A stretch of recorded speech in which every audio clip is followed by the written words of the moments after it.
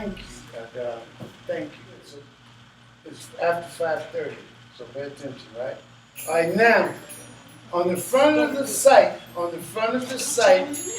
you should be able to go in and click Roman numerals. Is that what it says? It's pretty clearly about Roman numerals. I think it says something about Roman numerals. But if you go in the site, look on the forum, put in the search Roman numerals. Once you click, it'll come up on Wikipedia. On Wikipedia, immediately you get a list of numbers that are letters. My question is how many of them are there? 7. 7. Good. How do you know, Justin? You just said it, also have it right there. Oh, okay. Justin was smart enough to look it up on his phone. But I don't want you to really be that smart. I want you to be smart enough to get this without having to depend on a telephone. But it's okay. It's okay. Plus, he said I just made a statement about it. There are actually 7 characters that represent numbers in Roman numerals. Now, you said the first one was what? Someone? V. That's not the I. I is the first one. That's right. And I represents what number? 1. Good. So now there's 7. You know what? When y'all play dice, how do you win? 7 and 11. If you hit the 7 or 11 on the first roll, There you go.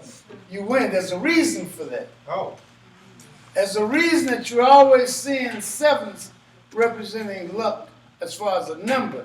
But why don't we know what 7 represents symbolically in all of this time? Why have we never learned? But the Romans actually placed 7 letters to represent numbers. The first one being, what did you say? I. And it represents in the Roman numerals which number? 1. The second one? V. V. Good. And it represents how much? 5. Now this is really strange because much older than the Romans,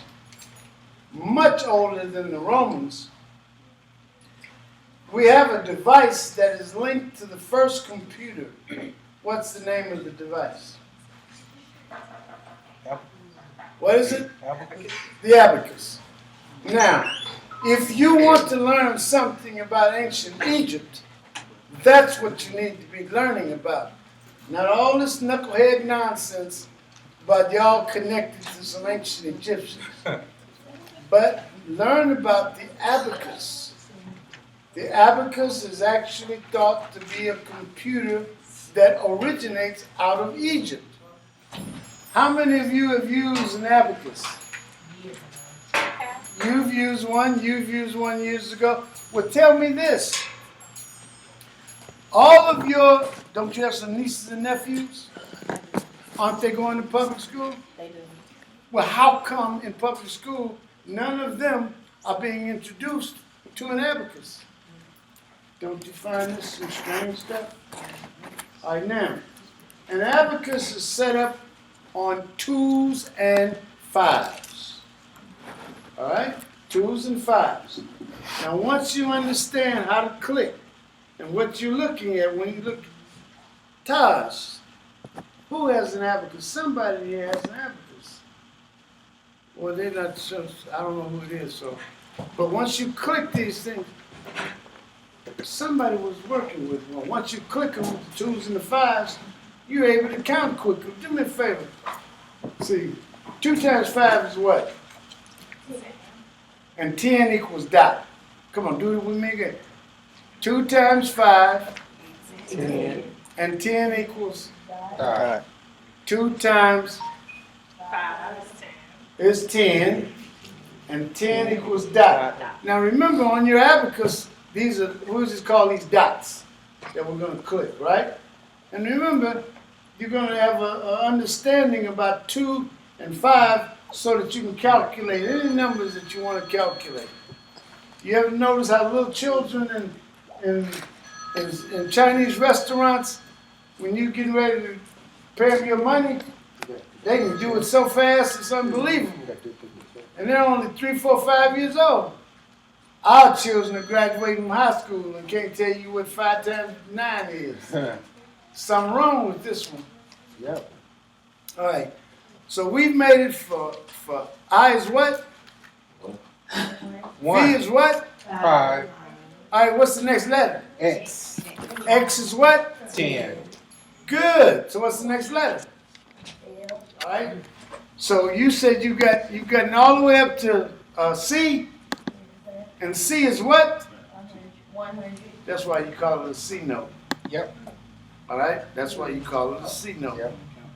Because the Romans actually incorporated numbers, and they made the C represent 100, and it became a C note. Now, before the Romans did that, the highest number on a circle had been calculated as what? Look up on the clock. 60. 60. And that's why you have 4 times what? 15, 15, 15, and 15 equals 60. But that's why you say that 15 after 12 is a quarter after. Wow. 15 becomes a quarter. Wow. Now what you're doing is you're going step by step through the languages as they develop to give you the ability to communicate a thought. We don't want to do that. That's what you've been learning for some strange reason. Now here it is, you went to the best schools, right? I did. But you're actually admitting on our sites that the best schools did not introduce you to what you're starting to learn now. Good. So hopefully, if you truly learn what it is that we're doing, you're going to be that one that maybe helps to bridge the gap, to build a bridge. It's going to bridge the gap. Now we've got to understand, how do I look at this so I don't have to rely on just believing in the future? I can actually know. Kennedy, what comes after C? You can look down. L is 50. L is 50, right? Okay, L is 50. L is 50. C is 100. C is 100. D is 500. D is 500. So what's M? 1,000. 1,000. Good, good. So how many did we just count? That's 7. That's all we're after. It's 7. Now we've got to do this in such a way so that we're going to remember it. And I'll bet you those of us who just participated in what we just mattered to do with each other, bet you won't forget this. Now, why is it that we're grown, we're adults right now, and we're just discussing that there are 7 alphabets representing Roman numerals in the Roman way of counting, the Latin way of counting? Why are we just discussing this? We don't, I guess that's not the most recent, that's not what we use to count anymore? Oh, it's not? You got a house? I do. Did you sign a contract? Yes, sir. I will bet you any amount of money that you want to bet right now, that if you go look on that contract, you'll see Roman numerals. Oh, wow. Anybody want to bet? I'm sure. Yeah. They're going to be there. I'll bet you every time you're reading the credits for a movie, if you look carefully, Oh, yeah. there are Roman numerals there. Wow. What are the Roman numerals saying? It's the year and everything. Do me a favor. Take a dollar bill out of your pocket.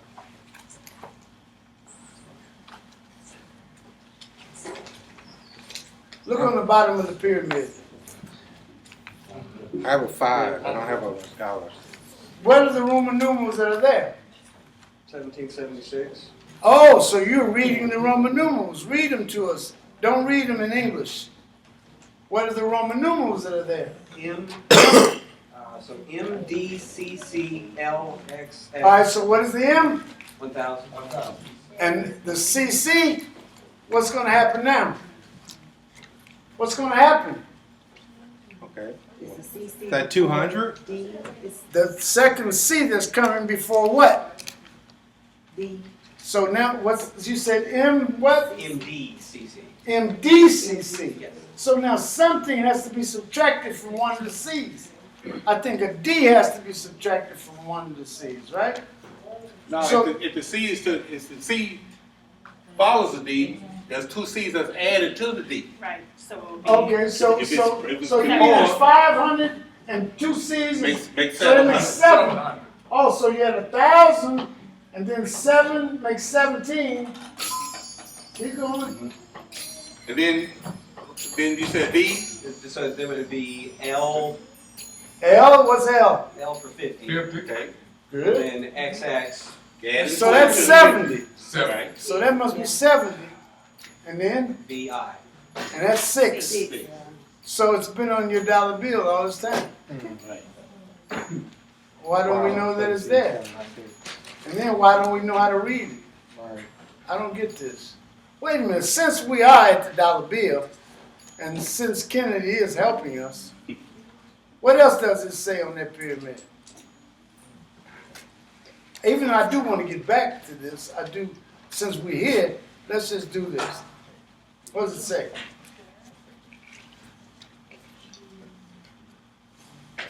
What does it say? You mean with the banners? No, there should be some writing going around a circle that says Novus Right. Ordo. I'm not saying it right. Ordo. Ordo.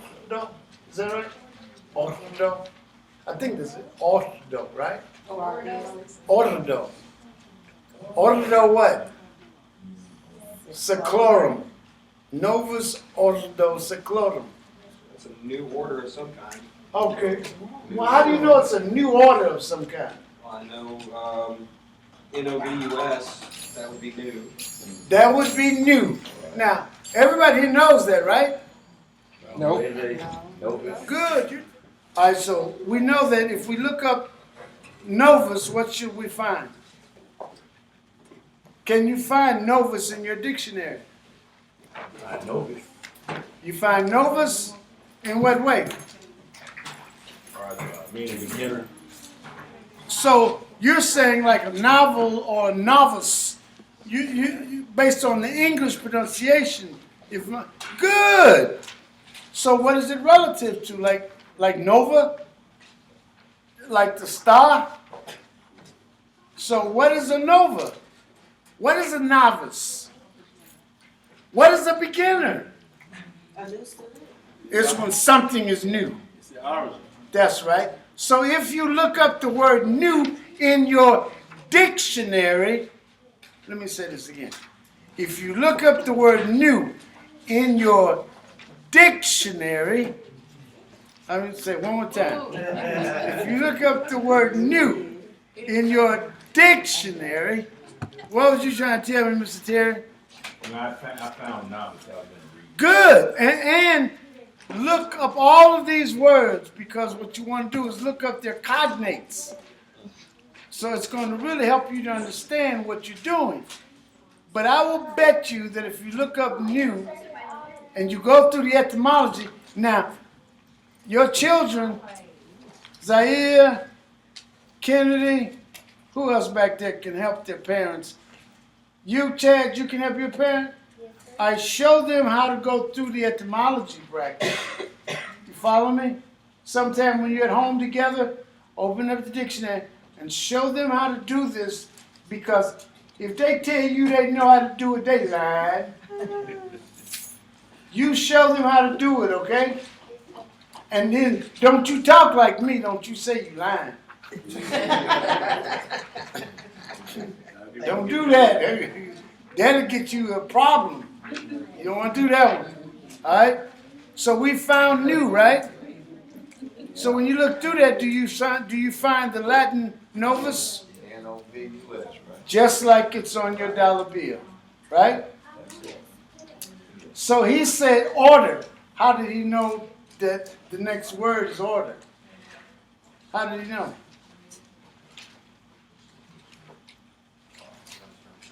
some of my youngsters here, they're bored right now. They went through this so long ago, they just bored. And, cause they know you know all about this, right, Justin? We're with you. We got our dictionaries open. Go ahead on. So what do you see when you look up order in the dictionary? And when you look at the etymology and you look at the Latin, what do you see? You should see ordo. So you know what you can effectively do, huh? Straight row, regular. Straight row, I don't know that would mean. Order. Oh, good. But you know what you should be able to effectively do over a period of time? Learn Latin. Learn Latin. Using your etymology record. And eventually you're going to get a Latin dictionary for your young people. And you're not going to wait on the school systems or anyone to teach you Latin or how to decipher. You're going to show them and work with them, and you're going to all learn how to do this for yourselves. You're going to learn together. All right? Seclorum. There's only one person in here that I think is going to be able to tell me what seclorum is. Somebody want to tell me what it is? And then tell me why all the Negroes are running around here talking about it means New World Order. Ages. Well, kind of, but not really. I think it says something about annuit coeptus. I think that's what it says. And when you say selectum novus ordo seclorum, I think if you're saying ages, we're going to have to get into a whole nother insight to be able to find what it is that's really being talked about there. But a lot of the interpretations are just one person looking at a video or what someone else said and repeating this, and no one actually doing the work. What is coeptus? Somebody tell me what's coeptus?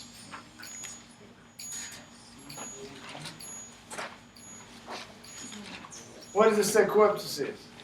Well, I mean, it has a lot of different ideas in it. It's secular, it's pertaining to a generation or an age, it's a span of time, it's a state living in the world and not living in a religious order. For coeptus. Now this is going to get weird because they, whoever it is that's actually doing the definitions on there, they don't have a clue what coeptus is. Do you know why they don't have a clue? The coeptus. It's on your dollar bill. Novus ordo seclorum. Right? And then it says, what does it say about coeptus? Annuit coeptus. When it goes around the circle. We can figure out what annuit is. Because you can do what? Translate. You can look up what to translate it? Look up annual. So you can get that one. But you won't find coeptus anywhere you look. Huh? Kind of, in a way. But what's going to happen is they're going to translate something out of something that hasn't developed yet. It's before Amharic. It is before Amharic. This is in Catholic school. No, this is Africa. What about down here? South America. Not in Catholic school. Not in Catholic school. That's not South America in Catholic school. It's America. All of their America. All of it is America. They don't teach us South America and Central America. In Catholic school, they teach 5 continents. They don't teach 7 continents. In English-speaking public schools, they were teaching 7. Now you're going to have some problems later. See, because your children are not going. Who's your child? Kennedy. Oh, wow. Your child ain't going to have any problems. Kennedy, what's the letter A mean? What is the letter A? Yes, what does the letter A mean? Cairo, what does the letter A mean? House. What does the letter B mean? House. What does the letter C mean? Boomerang. What does the letter D mean? Door. E. E. Man chapter door. Good. How do you say it in Hebrew? You want attention, Bryson? Then why are you beating on the table? Oh, what were you doing? I'm imagining that you were beating on the table. I'm listening. What is it in Hebrew? You haven't looked at your alphabet? Wait a minute, I asked you to put up on the wall each alphabet. A picture of each alphabet out of the alphabet book, right? Why don't I want you to put a picture of each alphabet on the wall? Come on, somebody help me. Maybe one of you adults can explain it. Why do I want the children to actually put pictures on the wall so they would see each alphabet all the time? So you see the relativity of all of them, they're all related. I guess. So it can store Good. into their long-term memory? What? So it can store into their long-term memory? Yes, well, it'll get, hopefully, by doing this, and just by seeing it over and over and over, it will actually go into, so that it can be programmed into the long-term memory. Right. Also, Right. words, letters are basically pictures, so it's So why are pictures the best things to actually put into your brains? because basically we think. You think in pictures. Good, good. I know about this. I know when you learn the alphabet, when you actually learn the alphabet, you'll learn that a C, what's the C really? Cairo, what is the C? The letter C is what in the African hieroglyphic? Boomerang. By the time it gets to be a G, when you look in and you're looking at breaking the letters apart, what will the G be? The G will be the same as the C. It will be a boomerang. Not only that, how about this? Your J, because I think you made a mention of this the other day on the internet. And I was really proud of you. I was thinking to myself, like Miss Joanne just made a crack about white folks making things up. And I was thinking to myself, wow, you actually went in and realized that white folks just made this up. See, the thing is our children have no clue that the letter J is the letter I.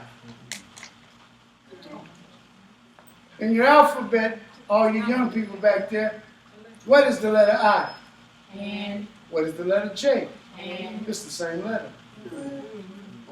It's been the same letter all the time. And the Romans didn't write with a J. The Romans used the Greek letter that was to mean what would become known as an I. So there was no letter J. When did the letter J get invented? Oh, Jesus. Then that means there was no name Jesus. The name with the J for Jesus was actually what? You're saying Jesus, that's the J. But before the J, what? Well, you can say Jesus, but you know where you are? You're in Ethiopia. What? How about, you're going back too far. How about Yeshua? How about Yeshua? Now, look. I know for all you good Baptist folks, you want to argue about this.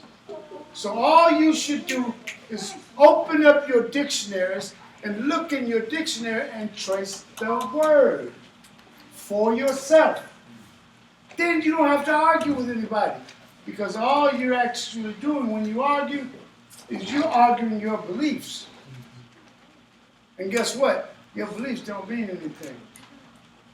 Your beliefs mean about as much as your opinions do. Come on, we're going to have to leave in a minute. So somebody tell me, why do you think your opinions matter? Come on, please, somebody tell me. I know there's somebody in this room that thinks that their opinions matter. Who is that someone? Please raise your hand. There's one. Why? Because it's mine. Because I want to be accepted by other people. Your opinions matter because you want to be accepted by other people. All right, see, the logic that you're using But I It's know not that's not logic. Okay. I know that. Now you say it's because it's your opinion. Right. All right. So is that based on you got a right to your opinion or something? Yes. Where did that right come from? I mean, no one told me that I have it, so I'm expressing. Where did the right come from? I can't tell you that. So then, was it an entitlement? Yes. Where did the title come from, or the entitlement? Where does it come from?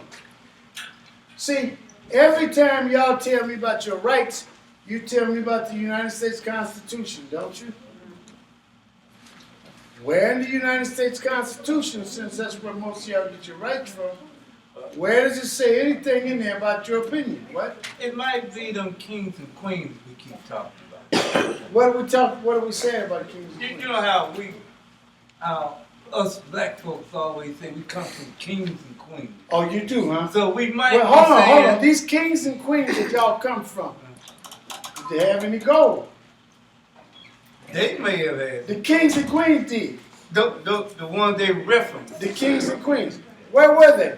These kings and queens that y'all come from. They talk about Kemet. Who? Kemet. Wait a minute. There were no kings or queens in Kemet. That's first thing.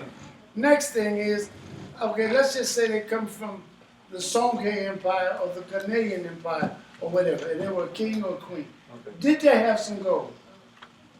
They had some gold. All right. So they had some stuff, right? Y'all got some stuff now? Do you have any gold? None. You know what? I think you ought to leave in queens and kings alone. If you don't have anything that a king and queen will have, you need to get rid of that one. And then you can't tell me what empire they came from, or did they come from a kingdom? Did they come from a kingdom? What kingdom did they come from? Okay. I'm asking. I know what kingdom they came from. Abyssinia. It came from Abyssinia. Okay, so maybe the queen was Makeda, right? Yes. Now here's the funny thing about this. Everybody that I talk to tell me that her name was Sheba. Isn't that right? Isn't that what everybody tell me? That her name was Sheba? Well, when I read the book, guess what I read? It says the Queen of Sheba. And it says the Queen of Sheba. How can Sheba be a name? And then when you bother to go look it up for yourself, guess what Sheba is? Sheba is a place. Sheba is a place. Well, land is named after people. What do you mean land is named after people? That's why. Well, the Sheba never had her name. Understand what I'm saying? I think the place was called Thebes, wasn't it? It was called Thebes. But her name in Arabic would be Belkis. In Hebrew, I'm pretty sure it would be Makeda. Now all of y'all talking this Sheba thing, you know this, right? Hello? If we don't know it, then our children know it because we are saying that we studied this stuff. So that means we're supposed to be learning something about Hebrew, aren't we? So when we learn the alphabet, and I think if you look the alphabet up in your dictionary, what does it say that A is in Hebrew? Miss Shirley, what's A in Hebrew? Aleph, good. What's B in Hebrew? Beth. What's C in Hebrew? What? Good, good, good, good. So what's D in Hebrew? Daleth. Good. Keep going. Head. Now, by the time you get to English, the word head translates into what? The word head actually translates into hallelujah. That's where you get the term hallelujah from. Now, we don't have a clue about anything that's being said. Now, I'm not asking you to believe anything that's being said. I'm asking each one of you to figure out how to do the research so you can show yourself. I think, matter of fact, we just did a thing, and Miss Jessica, because we're not having much time, so let's do this together if you would. She just read a post that we're getting ready to make. What's the post about? Tell everybody. It's about understanding. The post is about understanding. What did you say? I asked her to do the editing on the post. What did you say about the post? I said it had a few grammatical. I ain't worried about the grammatical errors. Didn't she say that it was a little harsh? Well, what are you saying that was kind of harsh? And trust me, I'm about to post this post. Well, you made a point of emphasizing that understanding is the fruit of a person's labor, and some might interpret your language as suggesting that, people are lazy and they just Some might, you're right. So, But what we maybe bothered to do was put up 3 links for the post. What are the 3 links? 3 links are links to scriptures in the Bible. What are the 3 links? One is Samuel 1, Samuel 1:1, and 1 Kings. Listen, it's really important because all of us say that we know what the scriptures are saying, right? And we were taught by people who said they knew what the scriptures were saying. Well, right there, what is the scripture talking about, Ms. Jessica? talking about wisdom, knowledge, and understanding. About God is so happy with Solomon because Solomon chooses when God asks him, I will give you anything you want. What do you want?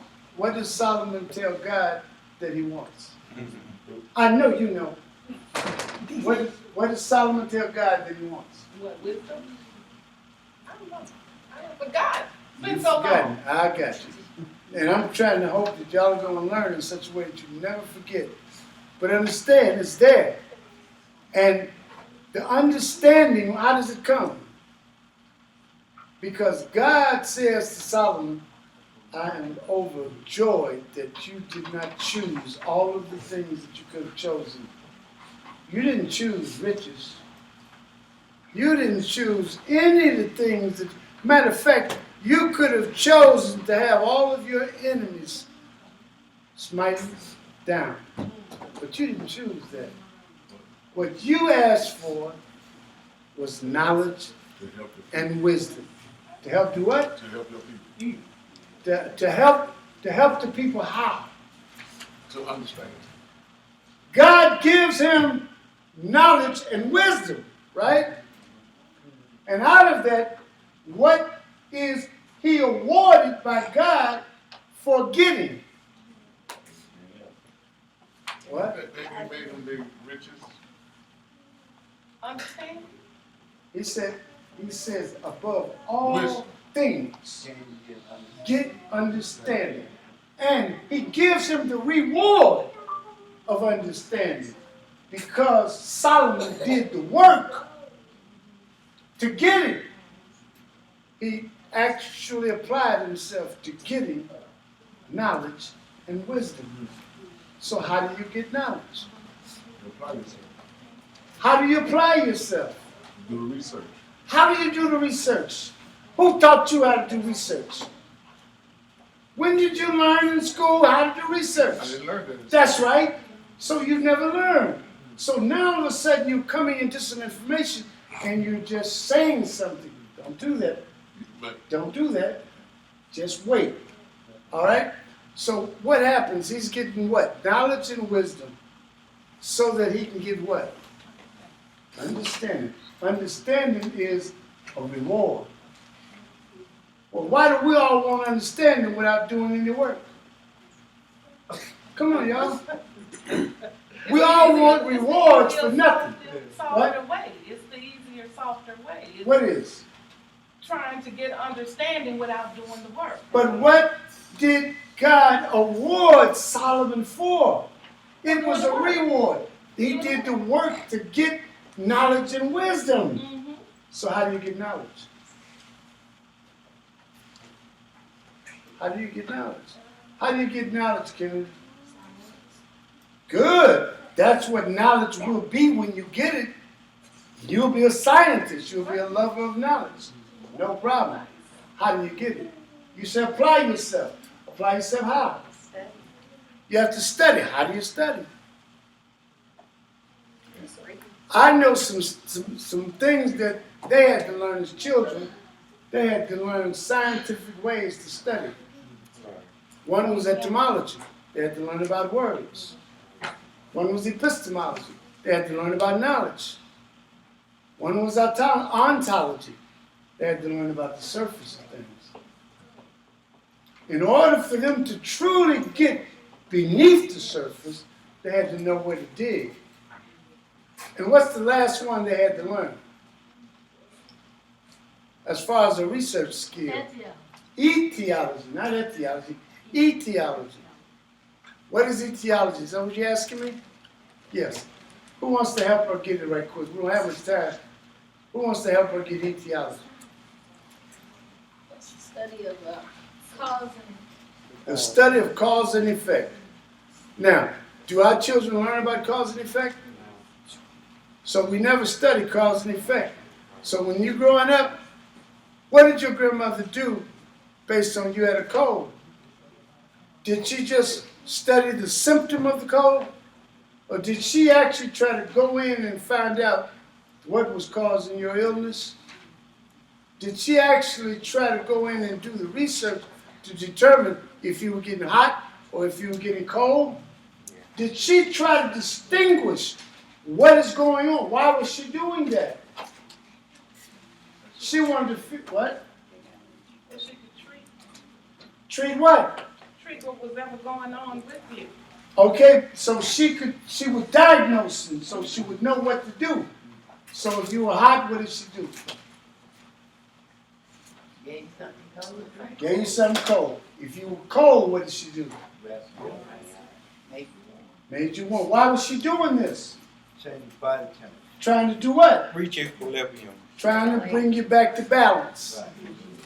Good. So that's what we're doing when we're learning to study, to research.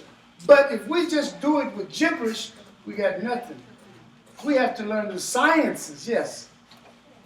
But shouldn't you learn the art of searching before you learn the art of researching?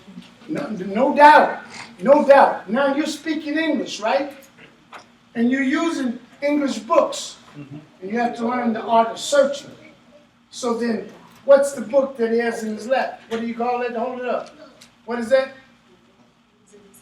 A dictionary, but the average person doesn't open up that book.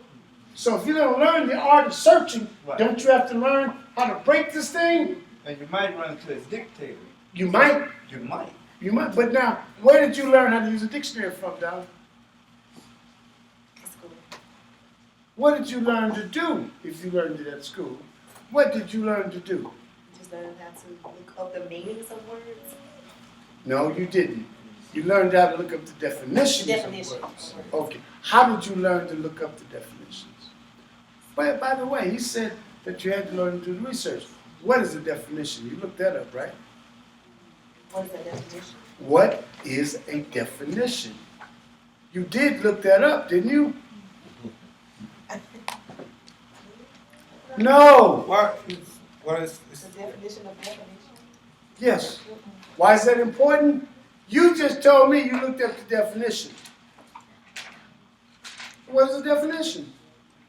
Why were you looking the definition up? To see what the word means. Wait a minute. The definition can't give you the meaning. The definition was chosen to fit the context of whatever you It's a studied. commentary. Yeah, That's all it is. Defined by a dictator. Defined by someone else. But if you got 7 definitions, you choose the one that fits the context of what you're studying. But no, that's not what they taught her in school. I know what they taught her in school. They taught her look up definition 1, and she used that for everything. Well, listen, Hyde Park, early, They taught you. they told us, based on this context, choose the right definition. Well, you know what? That's Because our what they spelling were doing test- in Hyde Park in the 50s, they should have kept doing that then. Yeah. Some kind of way they changed that. When did they change it? Listen, our spelling tests weren't words. Definition was given us, and we wrote the word down. So it was a glossary they were giving you. Okay, It was a glossary. okay. Now I am suggesting you, and that one there, Nehemiah, you are going to have to learn how to define for yourself. You know why it's important that you learn how to define for yourself? hold that dictionary up, Jessica, would you? I would be willing to bet you that when you open that dictionary up, there's going to be a page in there giving credit to all the lexicographers that have actually written a definition for this dictionary. Why do you need someone to create a definition for you? Why don't you know how to do what they did so that you can create a definition for yourself? Let me give you a definition for yourself. You're a black, ugly, dumb nigger.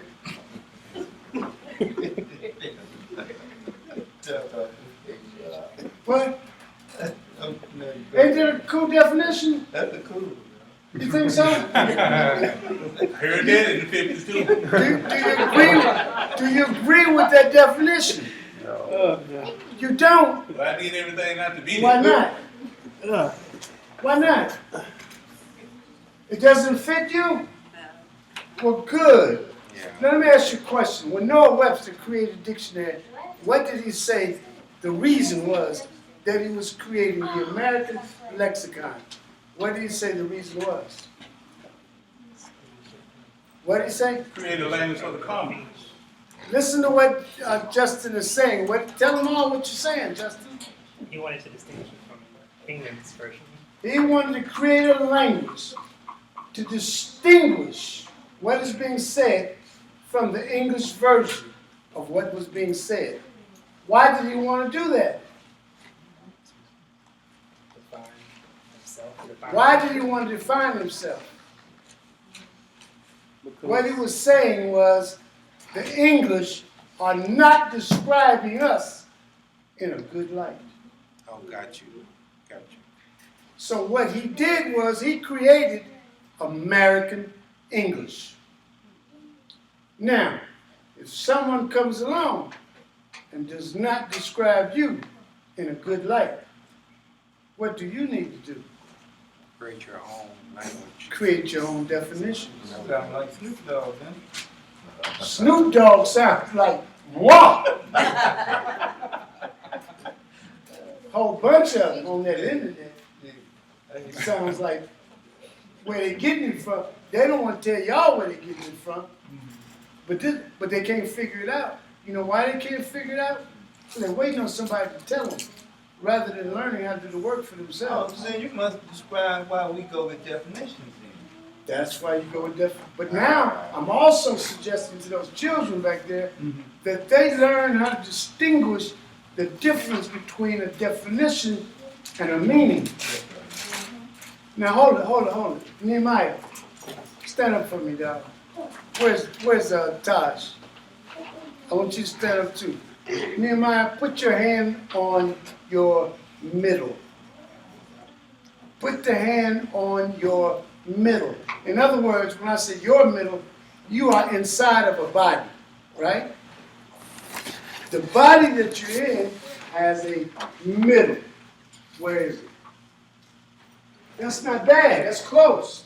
That's almost there. Trust me, girl. You're doing way better than most adults. Way better. Tosh, where's your middle?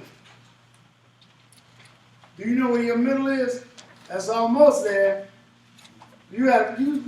He's forgotten. He knew, but he hasn't been practicing, so he's losing it. But I want everyone to place their hand on the middle. Jessica, where's the middle? Thank you. Where? Show them where you're pointing. Where is it? Why is that the middle? Navel. You call it the navel. Why do you call it the navel?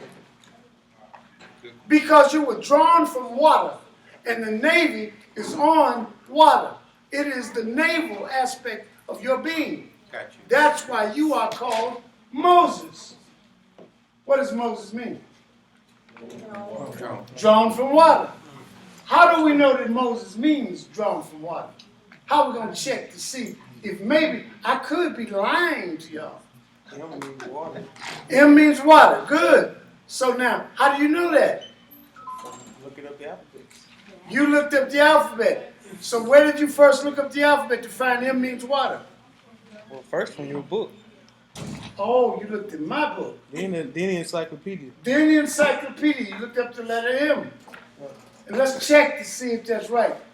You know the letter M is the first letter in the word Memphis. Right?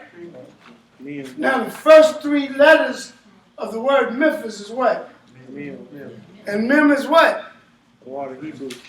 Water and what? It's M for in Hebrew.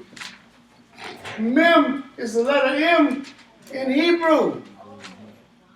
So that's what's on the front of the word Memphis. It's actually water. And how do we know that it's water? Because when you look at the alphabet, you see the picture of a water wave. The water wave is the letter M. So what comes up when they hook you up to the machine when you first get to the hospital and it's an emergency? Look up them water. Vital signs. The vital signs. And how do the vital signs read? In a wave. In a wave pattern. Frequencies read in what? Waves. Light reads in what? Like, You mean light and sound are basically the same thing? Now, we have to figure this out. And we cannot wait till we get to be 50, 60, 70 years old. Guess what happens when you get to be 50, 60, 70 years old? You can't remember. Not only can you not remember, you're getting ready to leave the planet. So some kind of way, we've got to figure this out quicker. So now those little ones back there, they have to figure this out quicker. Because we don't have much time. I'm suggesting we are definitely running out of time.